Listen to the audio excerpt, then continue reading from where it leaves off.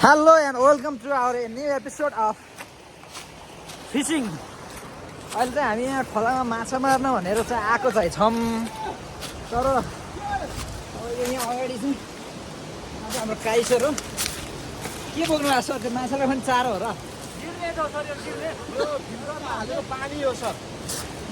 यो फिल्टरमा हालेको पानी हो अहिले त्यो छलाई तिखा लाग्छ भनेर बोकिदिएको ए पनि क्लियर होइन है फेरि यो नसोच्नु नि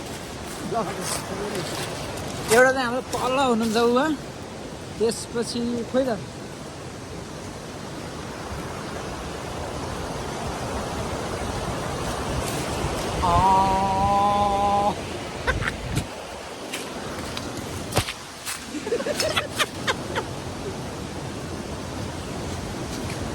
शीतल भएछ ह्याप ह्याप बस गर्मीले ल लगभग यो पहिरो हटाउने क्रममा ल पुरै अवस्था यो छ ओ एउटा इन्जिनियर साहब पुरै केलाउँदै आउँदैछ नै के छ स्थिति के छ स्थिति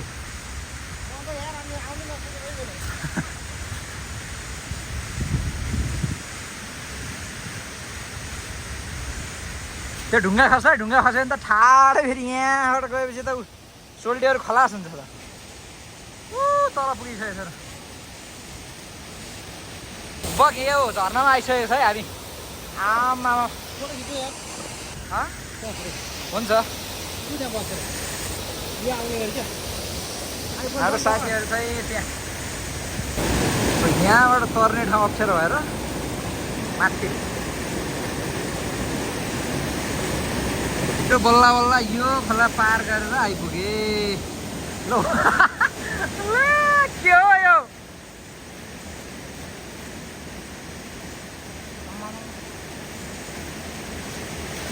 यहाँबाट खस्यो भने चाहिँ झ्याम्मै तल है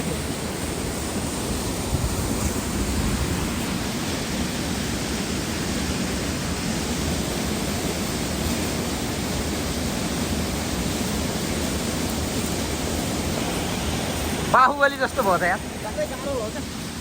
बाहुबलीमा जस्तो एउटा हिरोइन आएको भए फुटफुट चढ्दै होला त्यही त पेट्रोल नआइसकेपछिको अवस्था यो छ है ल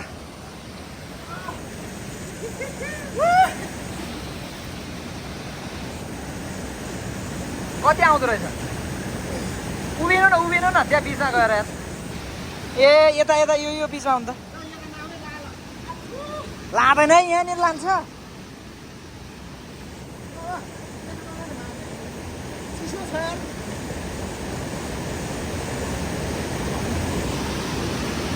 ओ नजानु तपाईँ अब अवस्था यो छ हेर्नुहोस् है अवस्था हेर्नुहोस् न बिचरा के बोकेको कहाँ हिँडेको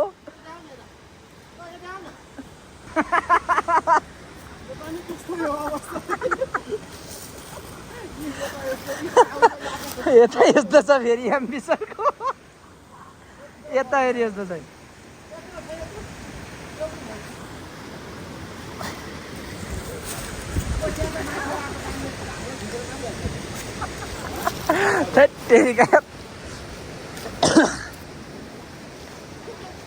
लगभग यो हानेको बेला पऱ्यो भने चाहिँ माम फुली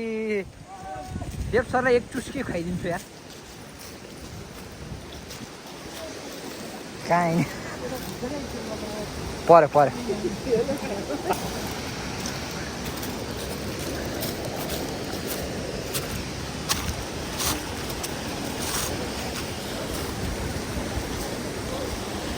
त्यही गर्ने अब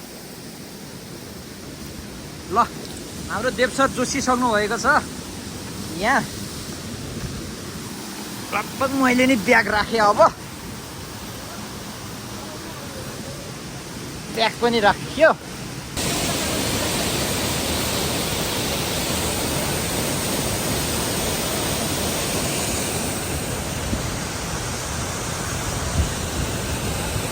माथि पुरै भिड यस्तो छ आम्मा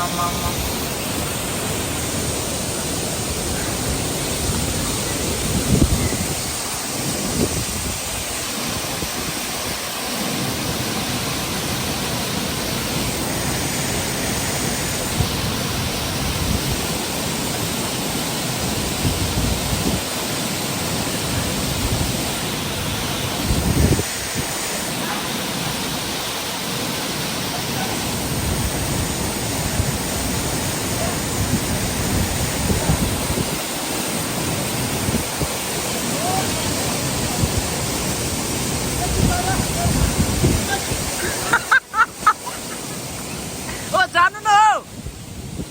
जानु थाइ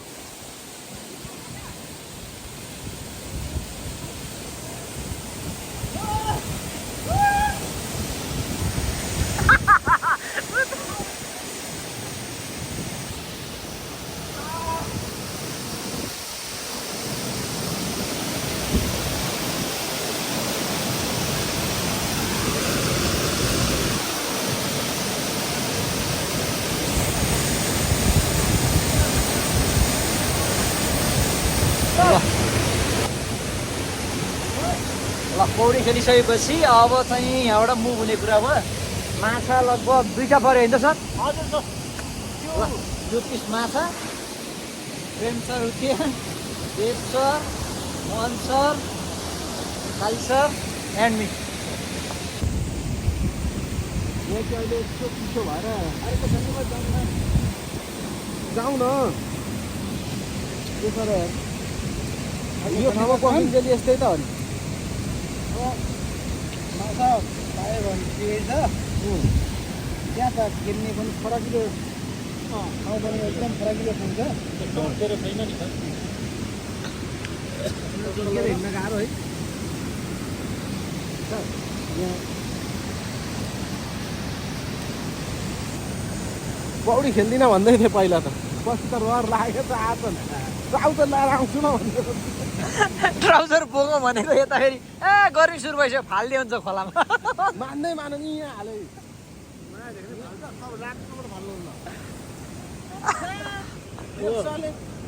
बो बो बो बो के हो यो के हो यस्तो यो चाहिँ खासमा कोदो भन्ने थाहा छ कि छैन छ हो त्यो कोदोलाई चाहिँ टक्क मिलाएर चाहिँ अर्ग्यानिक यो कम्तीमा पनि 4561 किलोमिटरको हाइटमा बाट ल्याउने एउटा जडीबुटी हुन्छ विशेष हो अब यसलाई चाहिँ वैज्ञानिक नाम चाहिँ जेन्थोजैलम अर्मेन्टम भन्छ त्यो चाहिँ मिसाएर बनाएको एउटा माल हो यो कहाँ कसले बनाएर ल्याएको के हो यो तपाईँले मलाई चाहिँ हाम्रो एमपी सरले चाहिँ उहाँ यहाँ विचार भनेको उहाँले चाहिँ एकदम विचार गरेर सोलुखुम्बुको सोलुखुम्बु भन्ने ठाउँमा सोलुखुम्बु जिल्लाको एउटा उसबाट चाहिँ लगभग झन्डै आधार शिविर सगरमाथा आधार शिविर भन्दा अलिकति थोरै 100 मिटर अगाडिबाट चाहिँ टक्क त्यो माल चाहिँ जडीबुटी ल्याएर चाहिँ बनाएको माल रहेछ त्यही भएर अब बनाइदिनुहोस् हेर्दाखेरि यस्तो जस्तो छ है यो भेलु बाजेले खाने अन्त कडा हो कि के हो यो उइजो हो के उइजो बास भेलु क्याप चाहिँ सही छ यता चाहिँ याद त त्यस्तो हो सिटामी सुक्छ चाउचाउ मासु छैन यो ठाउँ माछा मार्न आएको बेलुका गएर खाने हो माछा छ नि त्यही त माछा चाहिँ बेलुका गएर खाने हो यहाँ छन् नदेखाउँ यहाँ 1.5 केजी जति छ 1.5 केजी छ है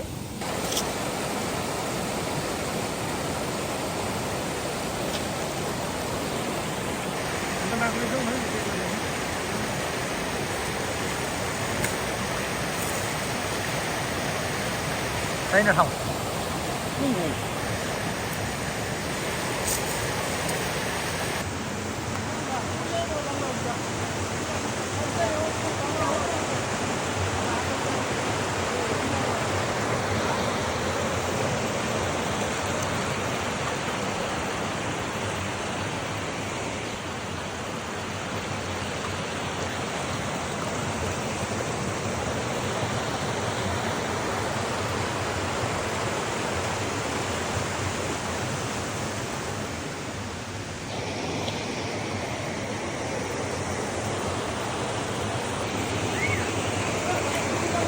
ल अब यहाँ माछा नपरेको अवस्थामा अब हामी बाइक लिन चाहिँ जाने कुरा भएको छ भन्ने कुरामा आयो ओके ल को ल दुई भाइको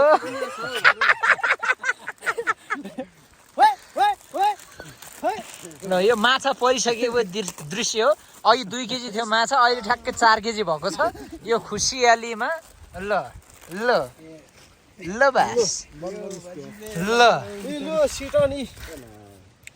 आफ्नो त सिटनी यहाँ छ है तपाईँलाई कतिको खुसी लागेको छ सर 4 केजी माछा पर्दा बोल्दै 4 केजी त्यो त बदाम है माछा नदेखाउनु है माछा झोलामा हालिसक्यो मैले त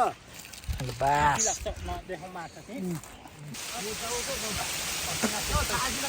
लास्टमा यस्तो छ है स्थिति तर अब साथीभाइ किन छोड्नु भने जाउँ क्या अब टाउको मस्तो हान्छ है What is this? What is this?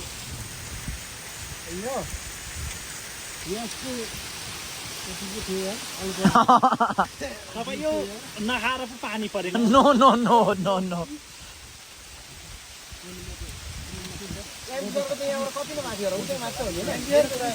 उतै पारिपट्टि त नि ए ल असिना आएर यस्तो छ हिउँ हिउँ पऱ्यो भन्दा बेसी छ है ल बोइ अलिक छिटो आएको चाहिँ हुन्थ्यो यो चाहिँ के हो के भन्नु भन्नु अब के चाहिँ भन्नु तन्दुरको क्या कहाँ जान सक्छ है यार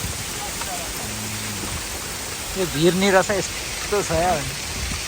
यही भिर नभएको त मैले के इन्भेस्टिगेसन गरेँ भन्दाखेरिमा तपाईँको जस्तै मलाई अब खोलामा त लगभग 5-6 घन्टा खेल्दा नि खासै असर चाहिँ देखिएन तर एक लट चाहिँ तपाईँको प्रेमसर र म काठमाडौँबाट आउँदाखेरि त्यो हामीभन्दा उताको एउटा के छ अरे सिङ्गटी कालचौतरा कालचौतराबाट त्यो सिङ्गतीभन्दा चाहिँ अगाडि नै चाहिँ लगभग 15 मिनट जति चाहिँ पानी चाहिँ ढुट्टो हानेको तर म यस्तो बिरामी भयो कि यहाँको चाहिँ लगभग पानी चाहिँ खतरा पानी चाहिँ लास्ट डेन्जर रहेछ जस्तो त्यही फिल भयो क्या त्यो हिसाबले चाहिँ लगभग जाउँ मैले चाहिँ लगभग हुँदैन होला है यस्तो रन्छ होला है सर यस्तो भिरमा आनन्द बसेको छ यार त्यो टाइपको चाहिँ छ है जाउँ पानी रहँदैन क्या सर ए रहन्छ रहन त रहन्छ नि यो पर्नु होइन तर अब कतिखेर रहन्छ भन्ने अनि हाम्रो तपाईँ हाम्रो ल अगाडि गयो अब गर्ने के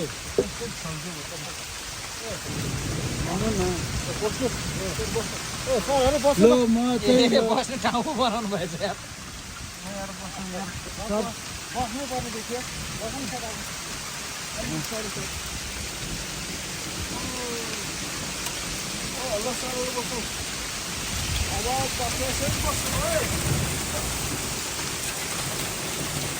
यस्तो छ है हिउँ परेको जस्तो छ है असिना पनि भयो